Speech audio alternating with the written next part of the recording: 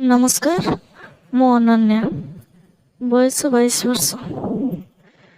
Graduation complete होला परे मु एक घरोई कंपनी रे जॉब करछि।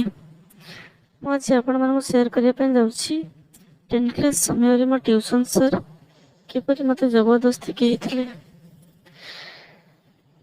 मोर युद्ध 30 युद्ध सेते बेले मु दशम रे आम क्लास रो बाकी झियोंठार बहुत सुंदर और सेक्सी था।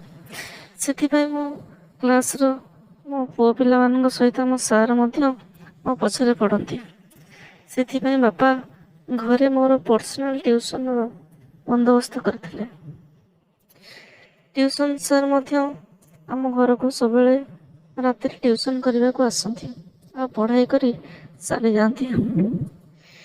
एमती कि सार देखा भी बहुत हैंडसम, तेणु मोर भी सार प्रति बहुत इच्छा हुए। बेले बेले जिते बेले मो सेक्स करने इच्छा हुए बिहार आंगुठी मारी हलाई दिए। केते दिन एमती बिहार आंगुठी मारि मने मने भावु थाए सार जी मत गिहते ताहले केते मजा होता। सार एमती मत पढ़ाई समय मुझे जानी शुणी सार को अनाई मरी मरी हसुए। सार कहते अनन्या कौन हो तमें हसुच कौन? मु कहे सार आप बहुत हैंडसम। एपरी मु जानी शुणी सार को लव विषय पचारे सार आपण क्या लव कर सार किंतु मत बहुत गाली करती कहती पढ़ारे मन दियो। किंतु मु सेपरी सार को फटाई फटाई पचारि चलु थाए। दिने मु जानी शुणी ब्रा पिंधि न थाए, एमती जस्ट हाफ पैंट सहित एक टॉप पिंधि ट्यूशन रे बसी थाए। हठात सार पढ़ाइबा समय मु जानी शुणी नई मो युद्ध को सार को देखा थाए जेपरी सार कर मांड हिट हो।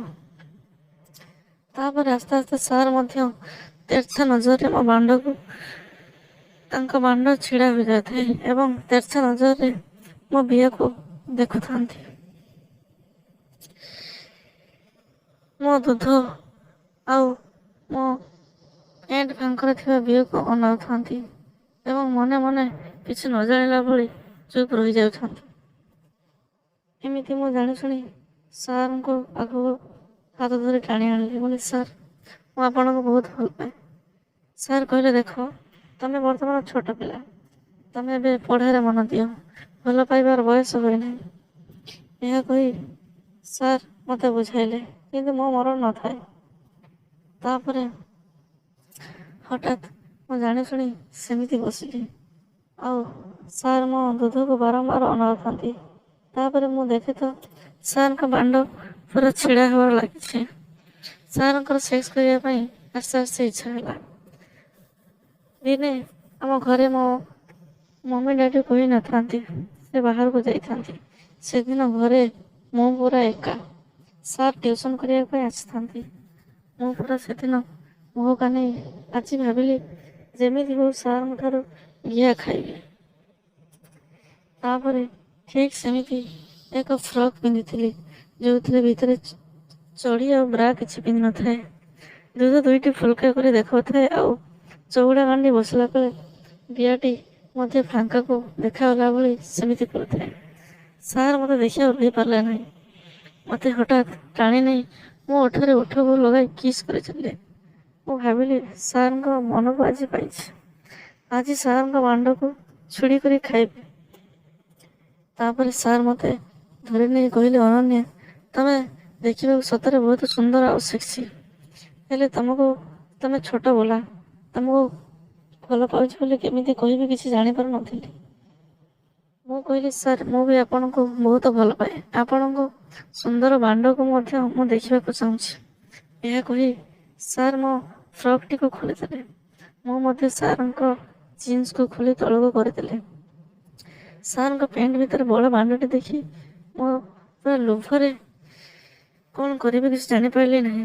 तापर सार बांड को हाथ में धरी एक कोनी कंढे खेलला भाई खेलिली। तापर सार बांड को छुड़ी कर पार्टी नाइली। मु कहली सार आप व्यस्त हूँ ना, मम्मी डैडी बाहर को जाइछन्ति, आसिला बेल को बहुत लेट हम। तापर सार मते ତାଙ୍କ ପାଖକୁ ଟାଣି ନେଇ ଦୁହେଁ ପୁରା ଉଲଗ୍ନ ହୋଇଗଲୁ ଆଉ ମୋ ବେଡ୍ ଉପରେ ଗଡ଼ି ଚାଲିଲୁ। ସାର୍ଙ୍କ ଉପରେ ମୁଁ, ମୋ ଉପରେ ସାର୍ ଉପରେ ଆମେ ବ୍ୟସ୍ତ ହୋଇ ପଡ଼ିଲୁ।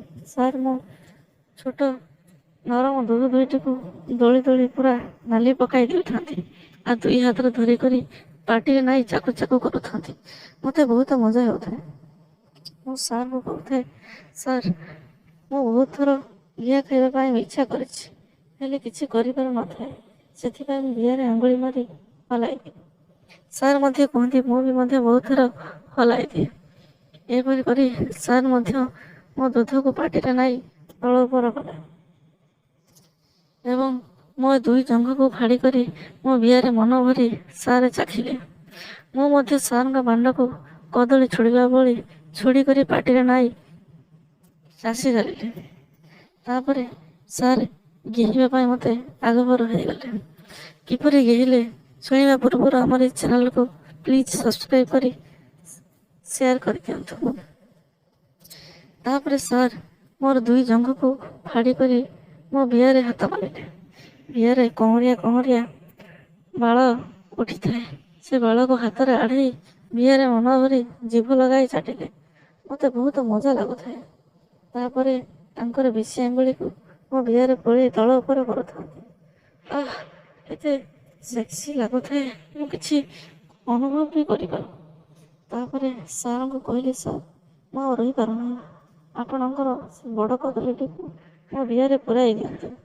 ଆଜି ପ୍ରଥମ ଥର ଏକ ପୁରୁଷର ବାଣ୍ଡ ମୋ ବିଆରେ ପଶିବ, ବହୁତ ମଜା ଲାଗିବ। ସାର୍ ଏହା କହି କହିଲେ, ଅନନ୍ୟା ଟିକେ ରୁହ। ସାର୍ ତାଙ୍କ ବାଣ୍ଡକୁ ଛୁଡ଼ି କରି ମୋ ବିଆରେ ପୁରାଉଥାନ୍ତି, କିନ୍ତୁ ମୋ ବିଆ ଏତେ ଟାଇଟ୍ ଯେ ବିଆ ଭିତରେ ବାଣ୍ଡଟି ପଶୁନଥାଏ। ତାପରେ ଜୋର ଜବରଦସ୍ତି ମୋ ବିଆରେ ଛେପ ମାରି ସାର୍ ତାଙ୍କ ବାଣ୍ଡକୁ ଭିତରକୁ ପୁରାଇ ଦେଲେ। ଏକ ସଟକ ଧକ୍କାରେ ବିଆ ଭିତରେ ଯାଇ ବାଣ୍ଡ ପଶିଗଲା। ଓଃ, ମରିଗଲି ମରିଗଲି ବୋଲି ଚିତ୍କାର କଲେ, କିନ୍ତୁ ସାର୍ ମୋ ପାଟିରେ ହାତ ଦେଇଦେଲେ। ତଳ ଉପର କରି ଝୁଙ୍କେ 15-20 ମିନିଟ୍ ପର୍ଯ୍ୟନ୍ତ ମୋତେ ପୁରା ଗିଳି ଚାଲିଲେ। ଅନବରତ ବିଆ ଆଉ ବାଣ୍ଡ ମାଡ଼ରେ ରୁମ୍ ପୁରା ଠପ୍ ଠପ୍ ଆବାଜରେ କମ୍ପି ଉଠୁଥାଏ। କଷି ବିଆଟି ସାର୍ଙ୍କ ବାଣ୍ଡ ମାଡ଼ରେ ଫାଟି ରକ୍ତ ଡବ ଡବ କରି ବହିଲା। ମୁଁ ବହୁତ ଡରି ଯାଇଥିଲି। ସାର୍ କହିଲେ, ନାଇଁ, ତମ ଅନନ୍ୟା, ତମ ବିଆର ସିଲ୍ ଆଜି ଖୋଲିଗଲା। ମୋତେ ଆଜି ତମ ବିଆର ସିଲ୍ ଖୋଲିବାକୁ ଦେଇଥିବାରୁ ଅଶେଷ ଅଶେଷ ଧନ୍ୟବାଦ। ଏହା କହି ଏକ କପଡ଼ାରେ ମୋ ବିଆର ରକ୍ତକୁ ପୋଛିଦେଲେ।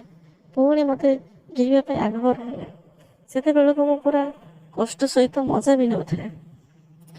ମୋ ଦୁଧକୁ ସାର୍ଙ୍କୁ ପୁରା ଖାଇବା ପାଇଁ କହୁଥିଲେ। ସାର୍ ଆଜି ମୋ ଦୁଧ ଦୁଇଟିକୁ ଝୁଣି ଝୁଣି ପୁରା ଖାଇଯାଅ, ଆଉ ବିଆରେ ପାଣିକୁ ଯେତେ ବାହାରିବ ଖାଇଥିବ। ମୁଁ ମଧ୍ୟ ସାର୍ଙ୍କ ବାଣ୍ଡକୁ ପୁରା ଛୁଡ଼ି କରି ଖାଇ ଚାଲିଲି। ତାପରେ ମୋ ବିଆ ପରେ ସାର୍ କହିଲେ, ଅନନ୍ୟା, ମୁଁ ତମ ଗାଣ୍ଡିରେ କରିବାକୁ ଚାହୁଁଛି। ତାପରେ ମୋ ଗାଣ୍ଡିର ଦୁଇ ପିଚକୁ ବେଢ଼ି ଦେଇ ବାଣ୍ଡଟିକୁ ଜୋର ଜବରଦସ୍ତି ପୁରାଇ ଦେଲେ। ଗାଣ୍ଡିର କଡ଼ିକା ଛିଡ଼ିଗଲା ପରି ଲାଗୁଥାଏ। ତାପରେ ସାର୍ ମୋତେ ପୁରା ତାଙ୍କ କାନ୍ଧ ଉପରକୁ ଉଠାଇ ନେଇ ଠପା ଠପ ଠପା ଠପ ଗିଳିବାକୁ ଲାଗିଲେ। ବହୁତ କଷ୍ଟ ଲାଗୁଥାଏ। 15 ମିନିଟ୍ ପରେ ମୋ ବିଆରୁ ଠପ୍ ଠପ୍ ହୋଇ ପାଣି ବାହାରିଗଲା। ସାର୍ ସବୁତକ ପାଣିକୁ ଚାକୁ ଚାକୁ କରି ଚାଟି ପକାଇଲେ ଏବଂ ସାର୍ଙ୍କର ବୀର୍ଯ୍ୟ ବାହାରିବା ସମୟରେ ମୋ ଦୁଧରେ ପିଚକାରି କରି ପକାଇଦେଲେ। ତାପରେ ମୁଁ ସାର୍ଙ୍କ ବାଣ୍ଡରୁ ସବୁତକ ରସ ଚାଟି କରି ଖାଇଦେଲି। ସାର୍ ମଧ୍ୟ ମୋ ବିଆର ପାଣିକୁ ଚାଟି କରି ସଫା କରିଥିଲେ। ଦୁଇ ଜଣ ରୁମ୍ର ବେଡ୍ ଉପରେ ପୁରା ଲଙ୍ଗଳା କରି ମୁଁ ସାର୍ଙ୍କ ଉପରେ 10 ମିନିଟ୍ ସେମିତି ଶୋଇପଡ଼ିଲି। ମୋର ଦୁଧ ଦୁଇଟି ସାର୍ଙ୍କ ପାଟିରେ ଲଦି ଦେଇ ଶୋଇପଡ଼ିଥାଏ। ସାର୍ କହୁଥାନ୍ତି, ଅନନ୍ୟା, ତୁମର ଦୁଧ ଦୁଇଟି ବହୁତ ନରମ ଆଉ ବିଆଟି ପୁରା ମାଂସଳ ଛେନା ପରି। ଇଚ୍ଛା ହେଉଛି ବିଆକୁ କାମୁଡ଼ି ଖାଇଯିବା ପାଇଁ। ମୁଁ କହିଲି, ସାର୍ ଆଜିଠୁ ତମକୁ ପରମିଶନ ଦେଇଥିଲି। ଆଜିଠୁ ଏ ବିଆ ଆଉ ଦୁଧ ତମକୁ ଲାଗିଲା, ଆଉ ତମର ସେଇ ବଡ଼ କଦଳୀ ପରି ବାଣ୍ଡଟି ମୋରି। ମୁଁ ସେ କଦଳୀ ପରି ବାଣ୍ଡଟିକୁ ଛୁଡ଼ି ଛୁଡ଼ି କରି ଖାଇବି, ଆଉ ବିଆରେ ଆଙ୍ଗୁଳି ମାରି ହଲାଇବି ନାହିଁ। ଯେତେବେଳେ ଇଚ୍ଛା ହେବ ସାର୍ ମୋତେ ଗିଳି ସୁଖ ଦେଇଦେବେ। କିଛି ଦିନ ପରେ 10 କ୍ଲାସ୍ ସରିଗଲା ଆଉ +2ରେ ମୁଁ ଏକ ରୁମ୍ ନେଇ ପଢ଼ାପଢ଼ି କଲି। ସାର୍ ମଧ୍ୟ ମୋର ଦେଖାଶୁଣା ସହିତ ଗେହ୍ଲା ହୋଇ ଗଲେ। ଧନ୍ୟବାଦ।